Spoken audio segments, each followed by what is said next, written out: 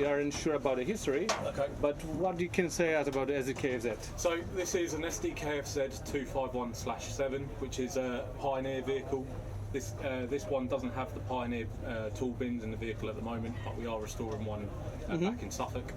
This vehicle itself is a late war vehicle. If you have a look at the front end, it's got a front hatch for the radiator, which they later on improved so they can get more access to the front of the engine. It's got a late war bonnet, which reduces on material so they don't have to make as many hinges, and they can also access the engine better. And it's got late war visors, which is just flat out saving on material on castings. At the moment you can see the Pioneer bridges on either side, which the crew would lift on and off to go over obstacles like ditches. So that is like a logistic unit. Can you say something about like how was those kind of cars used during the war? Which is mainly for the infantry as a carriers. In a unit of vehicles, you'd have probably about 10 or 15 vehicles with these on. Well, I'm not sure on the exact number, but you would have more 251s. Some being with the tools inside, some just being crew carriers like this one here. And when they come to an obstacle, they'd get out, the engineers would lay a bridge, and then the vehicles would go over, and then the engineers would pick the bridges back up and put them back on the side of the vehicles and carry on to their objective. How many persons can jump inside this car? So you have the two drivers, you have the driver and the radio operator, co-driver at the front, and then you could probably get 10 or 12 people in, depending on how tight you can get them in with all their equipment. But when they're travelling from A to B, not going into conflict or anything like that, they could probably have more people because they'd hang their kit on the side and then they'll try to get as many people in as possible. All right.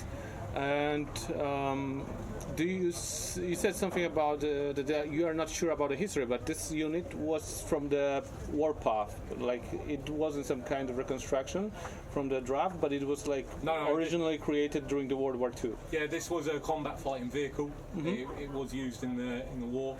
I'm just not sure what area it fought in. But yeah, it is an original vehicle. It's not a post-war Czech version of an OT-810, and the majority of the vehicle is original. Just small things like the tin work, the smaller material, the thinner material, away, and which has later on been replaced. So, from your personal opinion, that was a safe car to drive inside, or you would not recommend Germans to use it in the future? It was a good vehicle. It was mobile, really good. It could travel off-road very well. If you're travelling 10 or 15 miles, I'd rather be in this than walking. Okay, that's a point. With the sloped armour as well, it improved on a small arms fire, so it was safer to be in over the American half track, which was nicknamed the Purple Art Box, because the rounds would, because it's flat armour, the rounds would go through and it would ricochet inside, taking out multiple members of crew. I get it. Can you say something to the viewers from Poland about the armory? What kind of weapon they can hold here? Well, this one here, it's got 9mm thick armour that is sloped, so it's even more effective armour. More effective, exactly. At the moment, it's got a shield on the front, which can hold an MG42, and you've got a rear arm at the back for another 42 for supplying fire at the rear. Throughout the different variants of these models, you can have one with a 36mm Pack 36 on the top. Pack 40 anti-tank gun. You can have rockets on the side for artillery. And one that we're restoring back in Suffolk, which is a 25 Sd.Kfz.11/1, but it's a flak variant, so it's got a flatbed on the back, and it supplies anti-aircraft cover, which is they only built 600 during the war, and this is probably the only one left in existence. How fast this Sd.Kfz was during the World War II? How fast did we could drive? As fast as the driver would take it. Okay. I believe the top speed about this is probably about 35 kilometres an hour. It wasn't very fast, but if you're travelling to A to B, it's still faster than our tanks, for example. Yeah, exactly, yeah. All right. What else we can ask? What kind of interesting things do you know about this unit in general? What kind of cool stories can you tell us? In this vehicle, it's got a Maybach HL42, which is a 4.2 litre straight six Maybach engine. During the war, Maybach was kind of a pinch point for the manufacturing because factory would get the Maybach factory could be bombed, and then that would stop all production of vehicles for a while until they could get back up and running. It's a 4-speed gearbox with high and low range, and it uses track steering. So the front wheels on the front only probably supply about 20% steering, where the track do the majority of the 80% steering. You see footage of 251s. You see the front wheels are full lock, but they're still travelling forward. That's because of poor adjustment on the brakes or the good driving conditions.